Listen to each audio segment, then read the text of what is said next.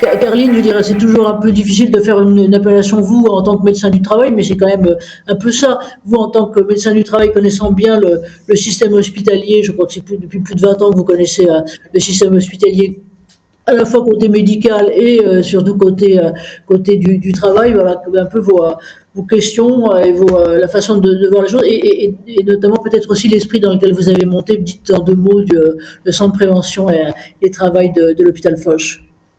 Bonsoir à tous. Alors, merci Anne-Marie de votre invitation. J'ai toujours grand plaisir à ce qu'on intervienne ensemble depuis plusieurs années. Sur la particularité de ce thème, c'est vrai qu'il y a un mot qui me revient à chaque fois à l'esprit et qui est omniprésent, c'est le mot anticipation. C'est vrai que quand on est confronté à un diagnostic de cancer, ça fait un peu le tsunami quand la patiente y est confrontée, parce que pour le coup on parle de patiente. Et en fait, il se passe quelque chose dans la tête de la soignante qui est compliqué à appréhender. Et Mario, tu me le confirmeras, c'est déjà cette rupture identitaire où on passe de l'autre côté de la barrière. On était soignante, on prend soin des autres, on a cette vocation d'empathie dans le métier, et on devient brutalement la patiente à laquelle on va annoncer un diagnostic difficile et pour laquelle va s'enchaîner ensuite tout un processus aussi bien personnel que professionnel. Et c'est vrai qu'aujourd'hui, avec les années d'expérience que j'ai, on fait mieux. Oui, mais je regrette toujours en fait ce manque d'anticipation de reprise d'activité. Donc la dernière fois, on a beaucoup parlé de la visite de pré-reprise, de la nécessité de transmission de communication, de l'importance de cette visite médicale. Mais c'est vrai qu'en santé au travail, on récupère en général des situations qui arrivent plutôt en bout de course. On est à 15 jours, 3 semaines d'une reprise d'activité. La salariée a des fois contacté son encadrement ou son organisation professionnelle pour voir un petit peu comment elle va reprendre son activité.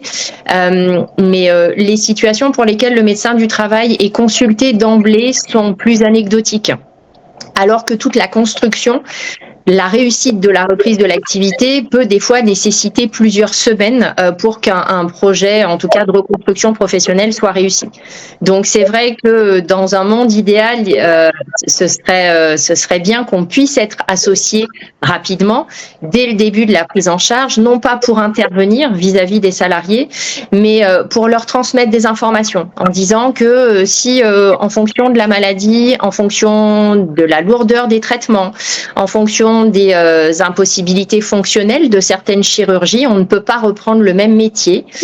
Eh ben c'est pas grave, on a le temps de travailler avec les différents partenaires, avec les directions des soins, avec la direction des ressources humaines, avec les responsables de service pour construire un nouveau métier. Et j'ai par exemple un exemple qui me vient en tête et qui est assez récent d'une jeune infirmière qui travaillait en oncologie et que j'ai vu dans le cadre d'une visite de pré-reprise avec un pronostic qui était quand même assez compliqué. Il était impossible qu'elle reprenne son activité en tant que telle puisque les capacités fonctionnelles restantes étaient quand même assez diminuées. Et ben on a réussi à créer là pour le coup avec toute une équipe pluridisciplinaire un retour d'activité. Alors dans le cadre d'un temps partiel thérapeutique c'est vrai, mais il faut bien une première étape.